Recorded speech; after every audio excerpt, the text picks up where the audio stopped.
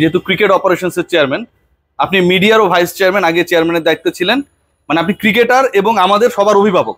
অভিভাবকের জায়গা থেকে জানতে চাই যে আপনি যখন বাইরে যান, বাইরের দেশে যান, আমরা দেখি যে বাঙালি প্রবাসী যারা রয়েছেন, যারা মাথার ঘাম পায়ে ফেলে, যারা স্টুডেন্ট হিসেবে সেখানটায় রয়েছে, তারা ক্রিকেট বোর্ডকে হেল্প করতে চায় নানাভাবে। এবং তারা অনেকেই হচ্ছে বাংলাদেশের ক্রিকেটাররা যখন কোনো লিগে খেলে সেটাও দেখতে যায়। সাকিব আল হাসান একজনকে জিজ্ঞেস করেছেন যে আপনারা আসলে দেশের প্রতি কি অবদান রেখেছেন। একদিন আগের ঘটনা জালাল ভাই, অভিভাবক হিসেবে আবারও বলছি, ক্রিকেট বোর্ডের আমাদের এবং সাকিবদের, এটা কি আপনাকে বিব্রত করে? সাকিবের অবদানের প্রশ্ন আসতেছে না, আমাদের প্রবাসীদের অবদানের প্রশ্ন আসতেছে। সাকিবের অবদান এটা যদি বলে থাকে, এটা কি ঠিক করেছে? জি, সবারই সব জায়গায় কিন্তু অবদান আছে, ঠিক আছে, এবং কেউ সাকিবের অবদান নিয়ে কিন্তু প্রশ্ন করা উচিত ছিল না। আজকে বাংলাদেশ ক্রিকেট, সে যদি ক্রিকেটের অবদান যদি সাকিবের কথা থাকে, যেটা আমি শুনেছি, আমি কিন্তু এটা দেখিনি। তো আমরা সবাই জানি সাকিবের অবদান কি।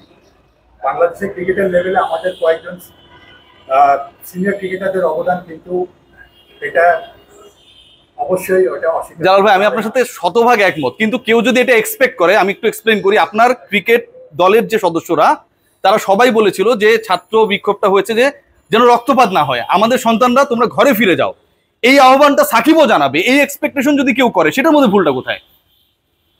দেখেন, এটা সাকিব ব্যক্তিগত ব্যাপার। সাকিব কি বলেছে সেখানে আমি ঠিক বলতে পারবো না। সাকিব, যেটা আমি যতটুকু জেনেছি যে সাকিবকে অবদানের কথা বলা হয়েছে, বা ক্রিকেটের অবদানের কথা বলা হয়নি জালাল ভাই। এই আমি কোন অবদান এখানে বুঝাতে চেয়েছি আমি জানি। 30 তারিখের পর থেকে দেখি আজকে 31 তারিখ, জুলাই চলে গেছে, এবং তার আগে হচ্ছে জুনের কয়েকটা দিন ছিল। অগাস্ট মাসের 2 তারিখে সম্ভবত আমাদের হেড কোচ আসবে। এর মধ্যে বাংলাদেশ দল প্রিপারেশন নিয়েছে, কারফিউর মধ্যে প্র্যাকটিস করেছে, লাল সবুজে ভাগ হয়েছে, মুশফিকুর রহিমরা আউট হওয়ার ডিসিশন নিয়ে অসন্তুষ্টি জানিয়েছে, ছাত্র বিক্ষোভ হয়েছে, কারফিউ হয়েছে, শিথিল হয়েছে। আজকে থেকে ফেসবুক চালু হয়ে যাবে, হেড কোচ এখন পর্যন্ত আসে নাই। এটা কি খুব শুভকর? 19 তারিখে ছিল সেটা, মানে হেড কোচের ভিসা ইস্যুতে আমরা তো আমেরিকার ভিসা পেয়ে গেছি। ভিসাটা তার একটু দেরি হয়েছে, ডেফিনেটলি আমরা এক্সপেক্ট করছিলাম অ্যাটলিস্ট 19 তারিখ না আসলে 25-26 তারিখে এক্সপেক্ট করছিলাম। জি, বাট তার ভিসা ইস্যুর কারণে ভিসারারি সেকেন্ড, এর মধ্যে আরেকটা সমস্যা হয়েছে, তার একটা ফ্যামিলির প্রবলেম হয়েছিল, তার ওয়াইফ থেকে বোধহয় সম্ভবত একটা সমস্যা হয়েছিল, যার জন্য সে 19 তারিখে থেকে 25 তারিখে করেছে। এখন 2 তারিখ। তাহলে আরেকটা ব্যাপার, পার্সোনালি আপনি তো একজন এক্স ক্রিকেটার, পেস বোলার ছিলেন, স্ট্যাম্প ভাঙতেন, অপারেশনস চেয়ারম্যান না, পার্সোনালি বাংলাদেশ দলের ওপেনিং সেটআপে তামিম ইকবালকে দেখতে চান কিনা? তামিম ইকবাল ক্রিকেট অপারেশনস ভুলে যান। Tamim Iqbal is opening, he's a proven opening back and he has got a lot of contribution towards Bangladesh cricket. আমরা সবাই চাই যদি ফেরত আসবে, ডেফিনেটলি আমরা সবাইকে আশা করব।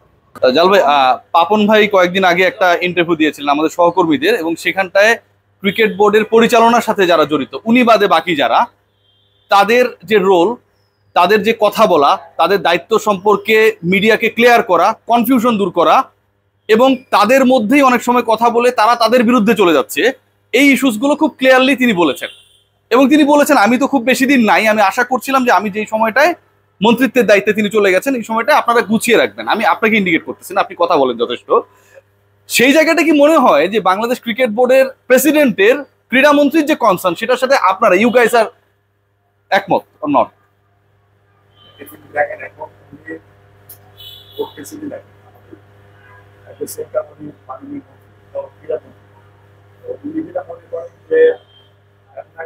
তাদের চাপ বেশি, আগে দেখে আপনারা সবসময় পেতেন তাকে বোর্ড প্রেসিডেন্ট, এখন এই সময় প্রেসিডেন্ট এবং এখন যেহেতু ক্রীড়ামন্ত্রী হিসেবে তাকে ব্যস্ত থাকতে বলে আপনাদের সাথে ইন্টারাকশনও থাকে, তার সেই জন্য উনি যেটা মনে করেন যে বাইরের মিডিয়া বা পাবলিক রিলেশন যেটা বলে ক্রিকেট বোর্ডে, সেটা আমাদের থেকে যাতে আমরা এটা রিলেশনটা মেনটেন করলে ভালো হয়, যদি মিডিয়ার সাথে ইন্টারাকশনটা যাতে অন্যরাও করেন, সেইটাই উনি বুঝাতে পেরেছেন। তাহলে ওনার উপরে লোক যাতে কম করে।